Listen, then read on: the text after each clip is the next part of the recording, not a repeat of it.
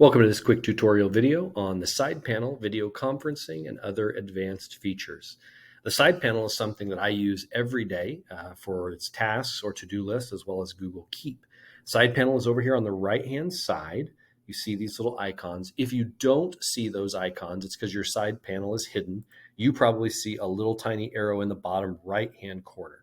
So you can go ahead and expand that and you'll see those icons there. Google Keep is a note-taking service, which we're going to look at next week. But one of the things I use a lot is the tasks bar. This basically allows you to make a to-do list of things. So I can come in here and I can add quick tasks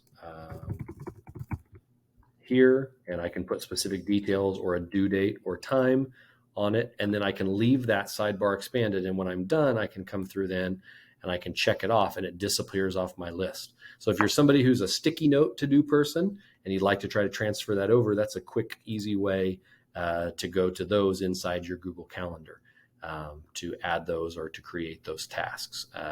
We'll look at Google Keep and its integration as well down the road, but that's the sidebar. Other sidebars, you can pull up contacts in the sidebar. So if you've got any email addresses or phone numbers you need to use to add, you can also look at or use Google Maps, which actually helps you search if you want to add a location or add an address to any of your map events. So those are some tools of the sidebar.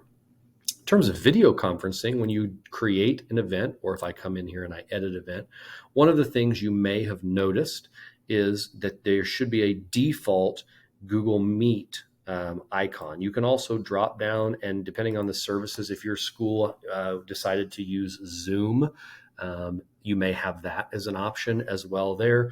But then you've got your automatic link here. When you create an event, so we'll go ahead and just create a new event. When you have that, you can then have the option to add Google Meet video conferencing. So that's not automatically there, but you can go ahead and you can click that and it will create then an automatic join button along with the default address. You can copy that join information with that button there, or you can go ahead and copy paste that address if you need to share it with someone. Any guests that are added to that event will automatically then be able to click that blue button inside of their calendar to join that way as well.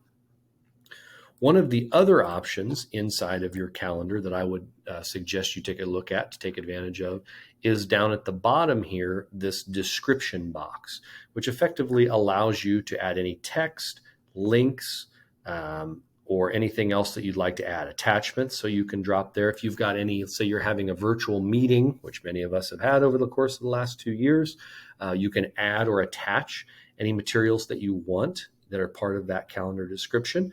You can create bulleted lists, numbered lists. There are some text box controls here where you can do text as well, or you can go ahead and you can insert any links with a text to display as well as the insert address here.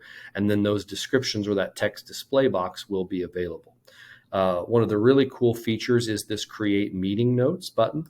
So when you do that, what it's going to do is when I save this event, it's going to automatically create a Google Doc named, you'll see here, Notes from Test Tech. And then that is automatically shared with all of the guests that were part of this already, including anybody that's outside the organization. So this is a good way to, if you know you're going to have a meeting and you are going to take notes or it's a virtual meeting, it'll automatically create the Google Doc and it's ready to go with everyone shared on it. So you don't have to, on the day of or when you remember, get that up, add everyone's emails, all of those things. So that's kind of a cool feature to be able to go ahead and create a note-taking document that's inside of there.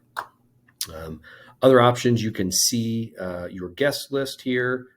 You can go through and you can individually email guests out of this list, seeing who has said yes or no once those people do respond as well in terms of some advanced features.